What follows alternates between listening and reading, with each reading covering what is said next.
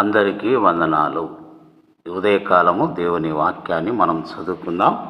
పరిశుద్ధ గ్రంథంలో నుండి అపొస్తలుడైన పౌలు హెబ్రీయులకు రాసిన పత్రిక 10వ అధ్యాయము 26వ వచనము 27వ వచనాన్ని చదువుకుందాం.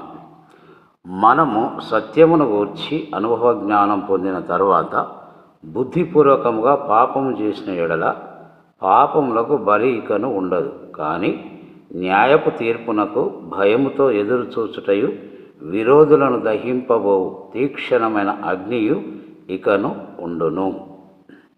గమనించండి ప్రియులారా, చదువుకున్నటువంటి ఈ లేఖనము మనకు ఒక హెచ్చరిక చేస్తున్నట్లుగా మనం చూస్తూ ఉంటున్నాం.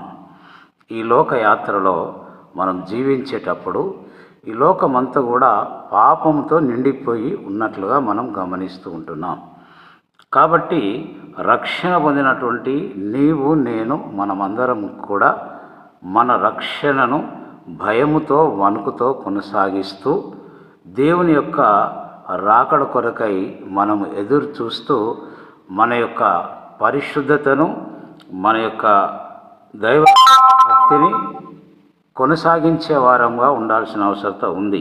అయితే అపవాది ఏ విధము చేతనైనను మనలను పాపములో పడవేయాలని వాడు ఎదురు చూస్తూ ఉంటాడు. అలాంటి సందర్భంలో మనం తెలిసి అపవాదికి చోటిచ్చి దేవుని భయం లేకుండా పాపము చేసినట్లయితే మరల మన కోసము యేసు ప్రభువారు ఈ లోకానికి వచ్చి బలి కావడం అనేది జరగదు. ఆయన ఒకేసారి వచ్చాడు, నీ కోసం నా కోసం ఆ కల్వరి శిలువలో భూమికి ఆకాశమునకు మధ్యలో తమ పవిత్రమైన రక్తమును చిందించి వారికి రక్షణను ప్రసాదించినట్లుగా మనం చూస్తూ ఉంటున్నాం. అలాంటప్పుడు ఆ ఉన్నతమైన ఉచితమైన రక్షణ పొందుకున్నటువంటి నీవు నేను భయముతో వణుకుతోటి రక్షణను కొనసాగిస్తూ ముందుకు కొనసాగవలసిన వారమై ఉంటున్నాం.